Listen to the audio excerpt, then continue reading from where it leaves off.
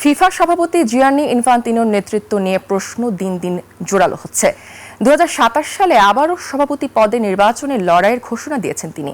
তবে এবার তার সামনে শক্ত প্রতিদ্বন্দ্বী কে হতে পারেন সেই আলোচনা এখন ফুটবলের অঙ্গনের অন্যতম আলোচিত বিষয়। ইউরোপ থেকে এশিয়া বিভিন্ন মহাদেশের প্রভাবশালী ফুটবল প্রশাসকদের নাম ঘুরছে সম্ভাব্য প্রার্থী হিসেবে। বিস্তারিত জানাচ্ছেন মাহফুজ মুকুল। বিশ্ব ফুটবলের সবচেয়ে ক্ষমতাধর চেয়ার ফিফা সভাপতির পদ, আর সেই পদকে ঘিরেই শুরু হয়েছে নতুন হিসাব নিকাশ। 2027 সালের নির্বাচনে আবারও প্রার্থী হওয়ার কথা জানিয়েছেন বর্তমান সভাপতি জিয়ান্নি ইনফান্তিনো। কিন্তু সাম্প্রতিক সময়ে তার নেতৃত্ব নিয়ে বিতর্ক বাড়তে থাকায় ফুটবল মহলে প্রশ্ন, ইনফান্তিনোর বিকল্পকে।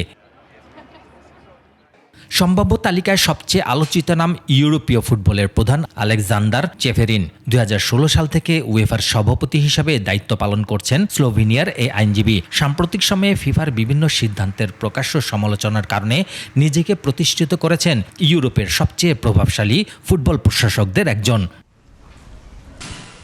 উত্তর ও মধ্য আমেরিকা অঞ্চলের কনকাকাফ সভাপতি ভিক্টর মন্টাগলিয়ানির নামও রয়েছে আলোচনায়। কানাডিয়ান এই প্রশাসক 2016 সাল থেকে কনকাকাফের নেতৃত্ব দিচ্ছেন।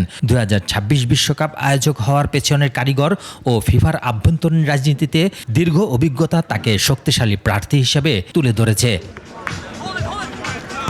এশিয়ার ফুটবলের অন্যতম প্রভাবশালী মুখ শেখ সালমান বিন ইব্রাহিম আল খলিফাহ হতে পারেন বড় চ্যালেঞ্জ। 2013 সাল থেকে এএফসি সভাপতি হিসেবে দায়িত্ব পালন করা বাহরাইনের এ রাজপরিবারের সদস্য 2016 সালে ইনফান্তিনোর বিপক্ষে নির্বাচনও লড়েছিলেন। অন্যদিকে ভিন্নধর্মী একটি নাম নাসের আল খেলাইফি। প্যারিস সেন্ট জার্মি বা পিএসজির সভাপতি হিসাবে ক্লাবটিকে বিশ্ব ফুটবলের অন্যতম বড় ব্র্যান্ডে পরিণত করেছেন তিনি।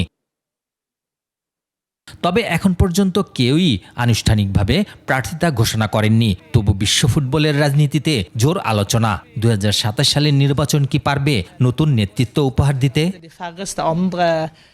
মাহফুজ মুকুল, একুশে টেলিভিশন।